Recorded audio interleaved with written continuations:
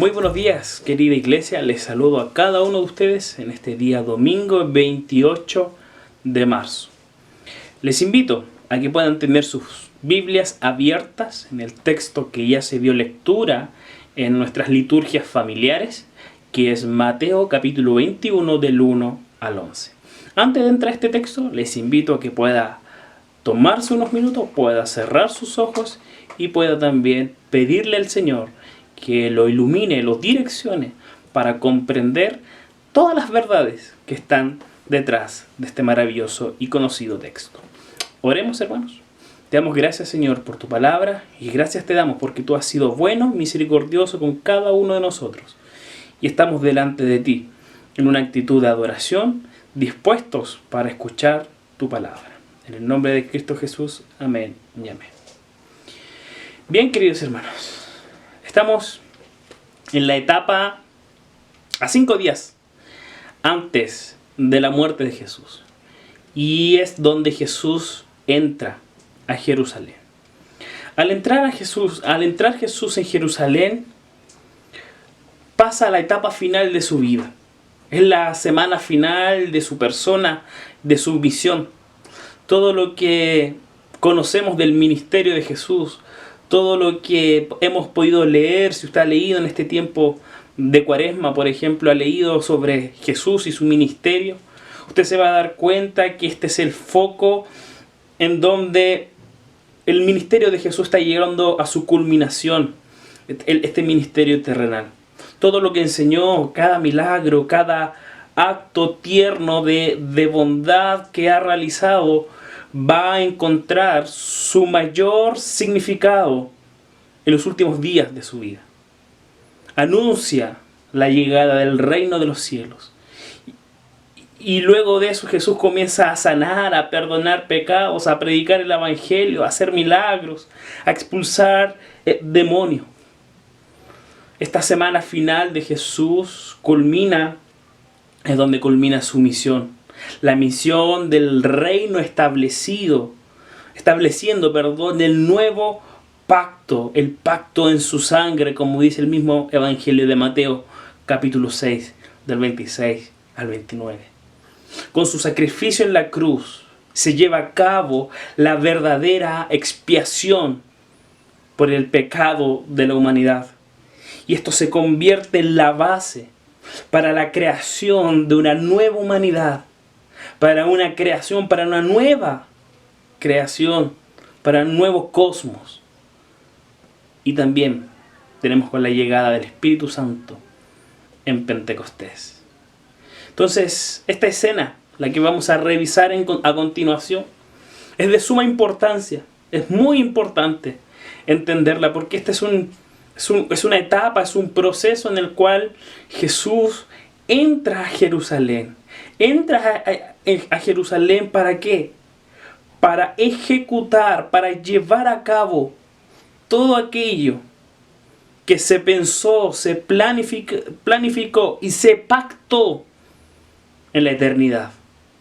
Entonces esto es lo primero que el texto nos va a enseñar en los primeros versículos, los primeros 5 versículos.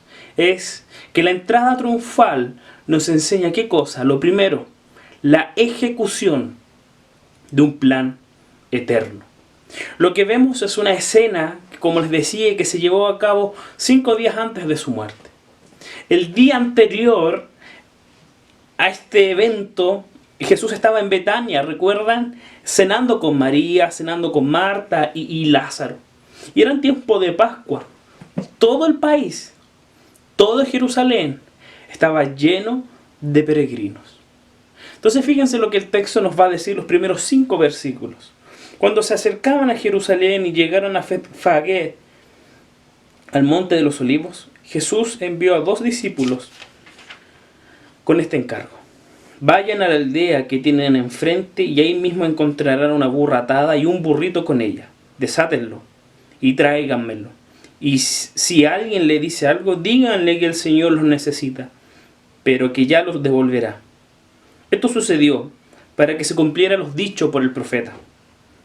Digan a la hija de Sión, mira, tu rey viene hacia ti, humilde y montado en un burro, en un burrito cría de una bestia de carga. Como les decía, estamos en tiempos de Pascua. Este es el contexto. Y la Pascua, la ley judía, decía que todas las personas, en verdad todos los hombres que vivían en un radio de 40 kilómetros de Jerusalén, debían ir a Jerusalén a celebrar la Pascua. Era ley, era obligación. Pero los judíos que vivían más lejos, al ser judíos y al entender la importancia de su fe, ellos también iban. Entonces era un contexto, era una época, era una ciudad de mucha gente, de mucha multitud. Y Jesús no podía haber escogido un momento más dramático. Se dirigió a una ciudad llena de gente, y se dirigió a una ciudad cargada de expectativas religiosas. No, nosotros no podemos creer que esta fuera una decisión al azar de Jesús. Estaba totalmente planificado.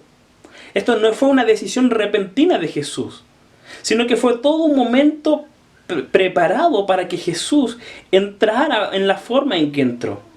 Era algo que él había preparado de antemano. Y la impresión que nos hace el relato es precisamente esta, que Jesús está llevando a cabo todo su plan para mostrar quién es Él. Entonces la venida de Jesús, y esto es importante, la venida de Jesús al mundo fue un plan, queridos hermanos, delineado en la eternidad, pactado en la eternidad. Y es lo que nosotros llamamos en nuestra teología el pacto de redención. Jesús, en su ministerio incluso, predijo que entraría a Jerusalén 3 veces. Había llegado el gran momento. No hay nada de improvisación acá. No hay nada de sorpresa.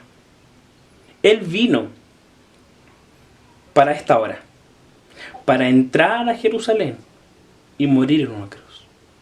Todo lo que Jesús hizo, predicó y enseñó fue para este momento, para entrar a Jerusalén a morir por ti y por mí. Y yo les decía que este primer punto es la ejecución de un plan eterno, ¿cierto? Y el primer detalle que podemos ver de este plan de la eternidad es que el texto nos dice que llegaron al monte de los olivos. Que no era cualquier monte, era un monte donde ocurrieron en el Antiguo Testamento, ocurrieron grandes manifestaciones de Dios, en donde se recibieron grandes revelaciones, especialmente en los tiempos de los profetas. Y fue utilizado por Jesús en muchas ocasiones. Pero para nuestro texto, la mención de este monte no es casual, para nada, ya que tiene por lo menos una connotación importante.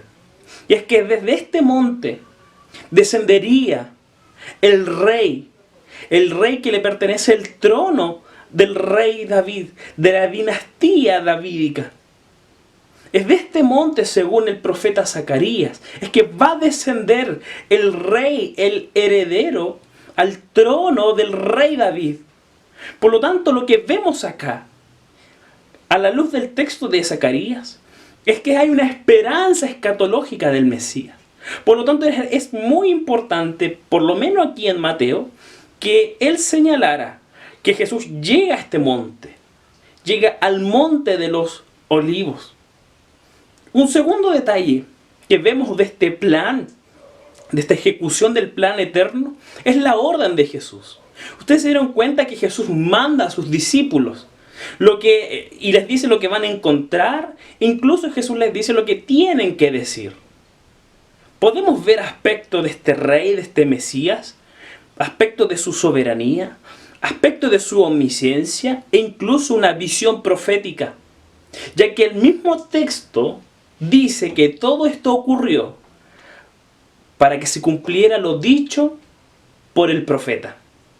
O sea, esta entrada podemos ver que Jesús está cumpliendo, está haciendo la voluntad del Padre.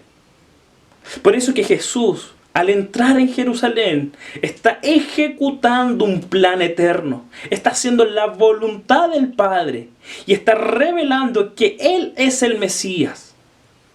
Lo que vemos aquí es cómo se va cumpliendo este pacto de redención realizado por la Trinidad, que va en beneficio de los escogidos mediante Jesucristo.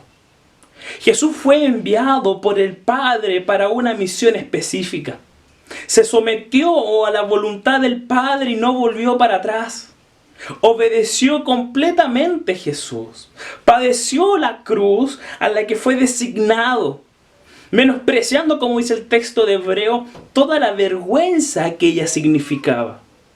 Según este pacto, Jesús tenía que dar a conocer el misterio de la voluntad de Dios, que estaba escondido desde la eternidad.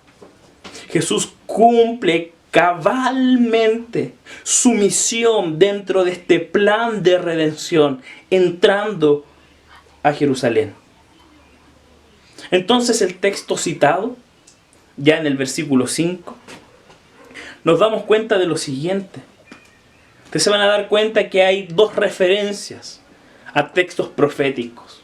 Una pequeña referencia es Isaías 62:11, cuando Mateo escribe: digan a la hija de Sión.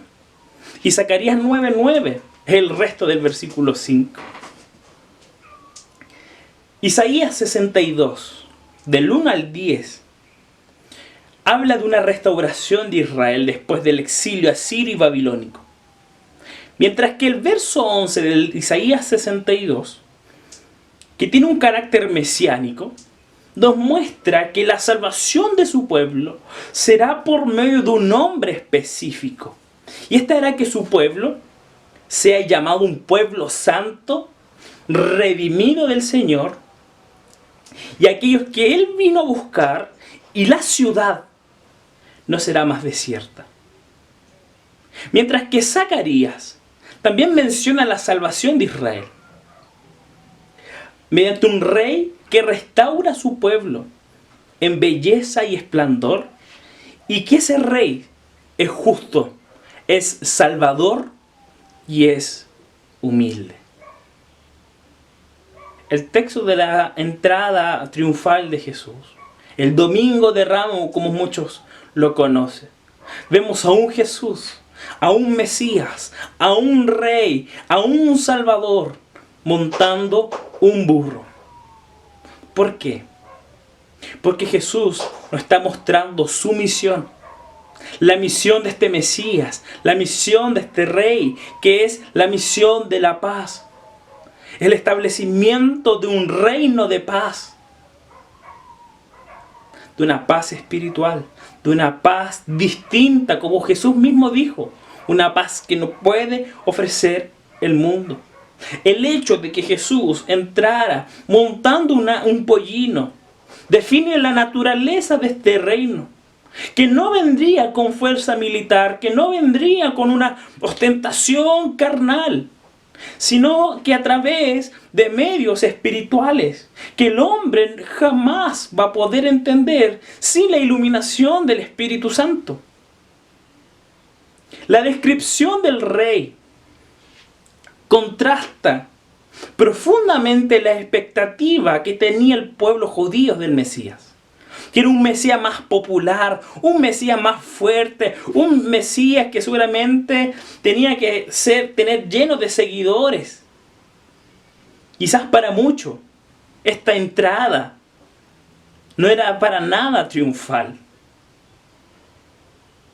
Y Mateo deja bien claro esto, Jesús deja bien en claro esto, que para el mundo esta entrada no tenía nada de triunfal. ¿Por qué? Porque está entrando en un pollino. Y es por eso que Mateo, que cita Zacarías 9:9, omite algunas frases, omite algunas palabras, como justo y victorioso. Entonces, el rey que viene es manso, según el versículo 5, en su carácter, en su tamaño, lo cual habla, queridos hermanos, en cómo Jesús se sometió a la voluntad del Padre, de cómo Jesús obedece a una autoridad superior que es la de su Padre. El rey viene sentado sobre una asna, dice el versículo 5, un animal humilde de carga que representa paz. Jesús cumplió perfectamente esta descripción de mansedumbre. Por eso que Isaías lo llaman al Mesías como el príncipe de paz. Quien en este acto mismo está cabalgando, no para derrotar al Imperio Romano, sino que él entra cabalgando en dirección a la cruz, a la dirección de su muerte. Porque sólo así Jesús podría vencer, yendo a la cruz, entregando su vida. Y es una victoria para él. Pero no tan solo es una victoria para sí mismo, sino que es una victoria para su verdadero pueblo, para todos aquellos que creen en él. Porque solo para el verdadero creyente esta es una entrada triunfal. No para todo el mundo, no para las personas que estaban acá, sino que para el verdadero creyente esta escena es la entrada triunfal, porque Jesús triunfó y venció la muerte, venció las huestes de Satanás, humilló a Satanás. Pero también es un triunfo para ti y para mí, para su iglesia, para sus escogidos. Es una entrada triunfal. Pero no porque nosotros triunfamos por nuestros méritos, sino por gracias a Él que podemos vivir una salvación en donde podemos nosotros ahora tener acceso al Padre. Entonces esto es lo primero que vemos. En cómo este plan eterno se ejecuta para bendición tuya, para bendición mía. Es una entrada triunfal, sí, porque Jesús venció. Y porque nos apropiamos de ese triunfo. Así que ojo con esto.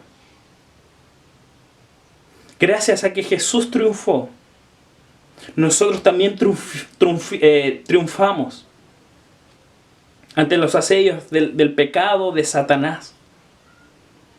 Así que quédate con esto también, de que tú no eres cristiano porque eres mejor, o porque eres más inteligente, o porque posees un corazón más sensible o más receptivo que los demás.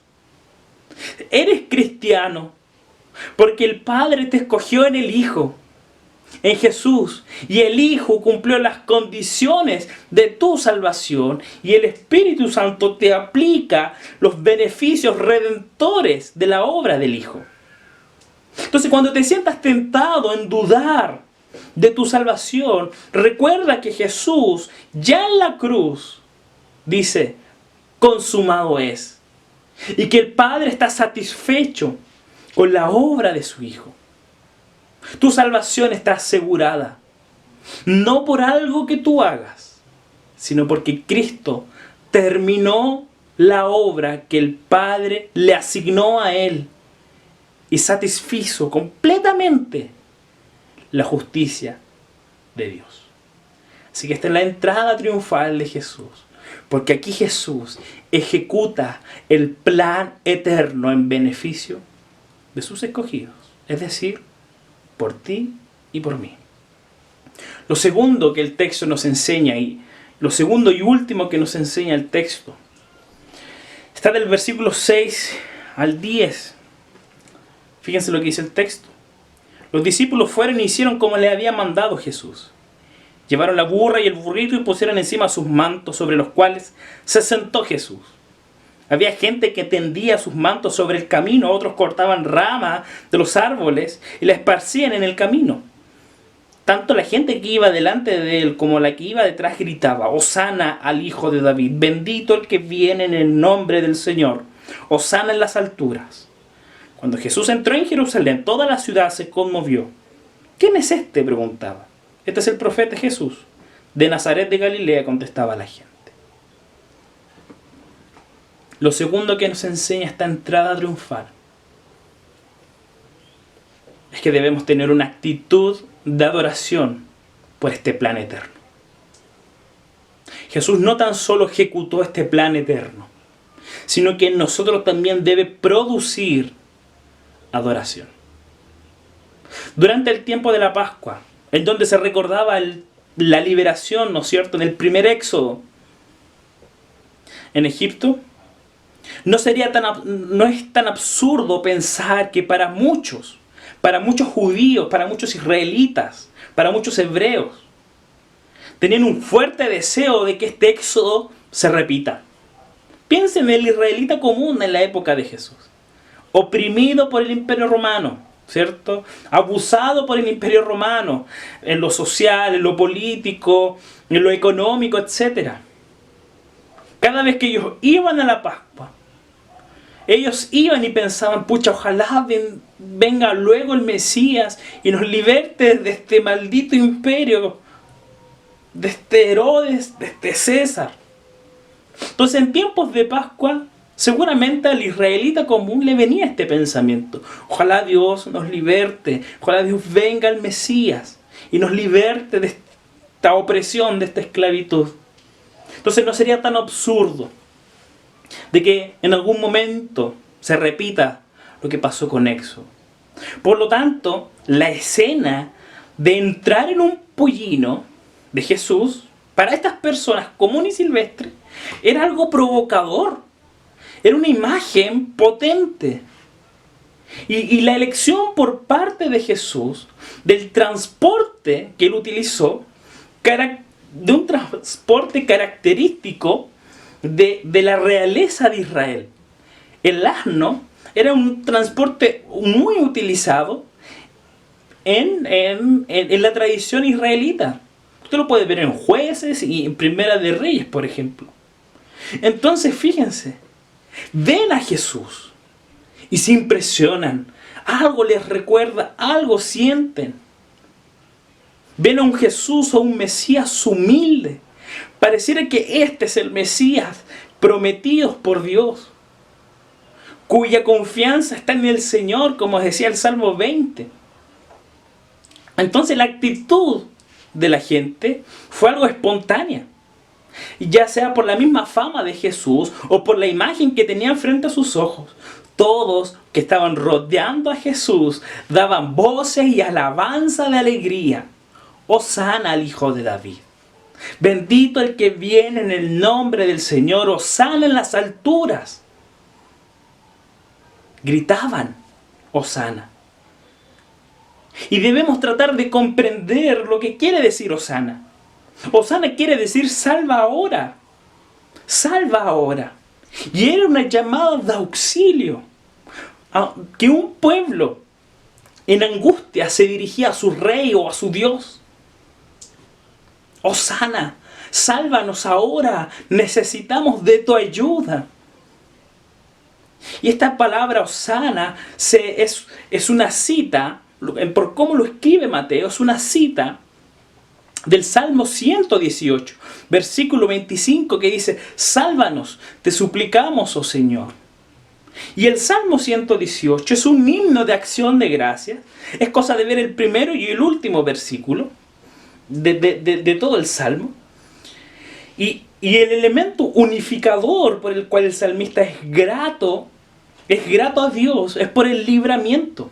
En el versículo 5 ustedes se van a dar cuenta que él clama al Señor, de que Él es su refugio, y por eso vence a sus enemigos y destruye las naciones que les cercaba, como dice el versículo 11. El versículo 14 declara explícitamente que Jehová se hizo su Salvador, de que Él no morirá y que vivirá para siempre, como dice el versículo 17. En el contexto inmediato del versículo 25 y 26, que es la cita de Mateo, aparece el texto, ¿no es cierto?, que es mesiánico, con una esperanza, porque el salmista en estos versículos da una esperanza de un libramiento futuro que aún no ocurre.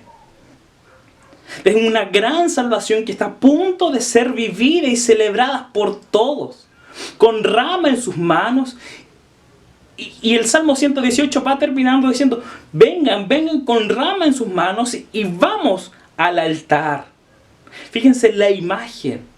Y luego termina con 2 versículos de alabanza, alabando al Señor. Es toda una escena. Es toda una escena que corresponde a un desfile de victoria que el pueblo judío organizaba para recibir a los reyes o a los generales que salían victoriosos. Entonces aquí hay un desfile en recibir al Mesías que ha sido victorioso. Esta es la escena, con las ramas en sus manos. Y la gente que no tenía rama tiraba sus mantos. Era un desfile porque estaban reconociendo que ahí viene el Mesías y que el Mesías será victorioso.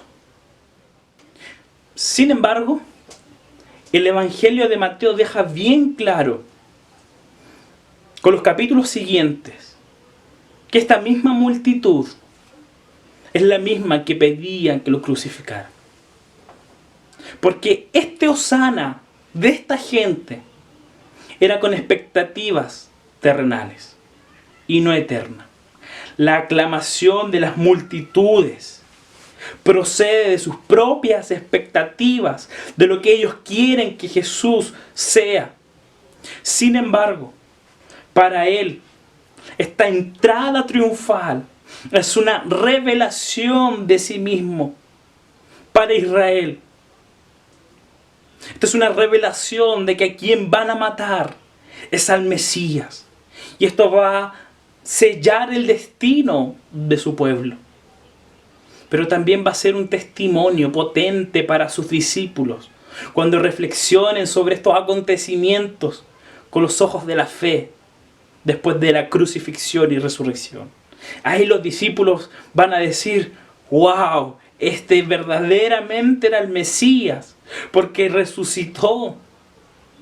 Este era el Mesías que hablaban los profetas. Jesús, queridos hermanos, querida iglesia, vence, pero no venció el imperio con espadas, sino que Él vence el pecado, vence y triunfa sobre el enemigo del pecado, trayendo salvación a su pueblo por medio de su justo sacrificio en la cruz. Muchos de entre la gente pensaban que este era el Mesías, que vendría a liberarlos de la opresión física y militar. Por eso gritaban Hosana. Ahora gritaban Hosana, pero pronto verán que Jesús no está trayendo la libertad que ellos desean. Y acaban gritando en el capítulo 27, crucifíquenlo, crucifíquenlo. Aunque la multitud ahora en el texto lo aclama con fervor, Jesús sabe, en verdad, conociendo sus corazones, saben por qué le están dando la bienvenida en realidad. Conocen sus ambiciones nacionalistas. Lucas nos dice que después de esta escena Jesús llora sobre la ciudad. ¿Por qué tú estás adorando a Jesús? ¿Por lo que Él hizo? ¿O tú lo estás adorando para que cumpla tus expectativas? Esto nos enseña que nosotros debemos adorar a Jesús por lo que Él es, por todo lo que Él hizo y por todo lo que Él hará. Porque Él es nuestro Salvador, es nuestro Mesías, es aquel que nos ha libertado de la esclavitud del pecado. Solo a Él, conociéndole, alimentándonos de su palabra, de su ministerio, podemos decir con un corazón sincero, Hosana, sálvanos. Y podemos decirle, adorar, bendito el que viene en el nombre del Señor. ¿Por qué? Porque tú y yo estamos dentro del plan de redención. Jesús viene entrando a Jerusalén porque Él va a la cruz a morir, a dar su vida como rescate. Aunque la gente no comprenda la acción de Jesús, aunque tú no quieras comprender la acción de Jesús, aunque tú no quieras creer en Jesús, Dios de igual manera responde enviando a su Hijo a morir por ti y por mí. Por más que tus hosanas sean superficiales, hoy Jesús nos está diciendo, Dios nos está diciendo a través de su palabra, que Él envió a su Hijo como parte de un plan eterno. Y que no depende si estás hoy cerca o lejos de Dios, sino que Él decidió enviar a su Hijo a salvarte y a perdonar tus pecados. Porque para que el Mesías, pudiera salvarnos, Él tuvo que morir. Jesús viene en el nombre del Padre a morir por ti y por mí. La multitud esperaba una victoria terrenal de Dios, pero había establecido, el plan siempre fue una victoria celestial y cósmica sobre el pecado. La verdadera batalla que Jesús del cual Jesús nos liberta no es la batalla simplemente por lo que estás sufriendo en carne y hueso, sino que Jesús también nos liberta de una batalla mucho más potente. Nos liberta de la esclavitud del pecado, de Satanás, de sus huestes. Y esto es lo triunfal de Jesús. Y por esto tú debes adorar. Al final de nuestro texto podemos ver cómo la gente reacciona. Y cómo podemos ver de que Jesús provoca distintas sensaciones a las personas. De alabanza, de rechazo, de cuestionamiento, sin creer o no creer, de dudas, de incertidumbre. Tú conoces a Jesús. Tú has leído de Jesús. Tú has creído en Jesús. ¿Cuál es tu reacción? ¿Cuál es tu reacción frente a la ejecución del plan eterno? ¿Cuál es tu recepción? ¿Cómo es tu recepción cuando Jesús nos está diciendo que debemos adorar por todo lo que Él es y por todo lo que Él hizo? Tú no debes adorarlo a Él por todo lo que tú quieres que Él haga en ti. Tú debes adorar a Jesús, debes adorar al Dios creador del cielo y la tierra, al Dios que decidió enviar a su Hijo Jesucristo, al Dios que decidió en conjunto con el Hijo enviar al Consolador, al Espíritu Santo, para que tú fueras beneficiado de este plan de redención. Tú no tenías que hacer nada, tu brillantez no sirve de nada, tu capacidad no sirve de nada. Todo lo que Jesús hizo, lo hizo por amor, por gracia. Él decidió amarte. Él decidió escogerte. Para concluir, la entrada triunfal nos muestra que Jesús efectivamente era el Mesías prometido.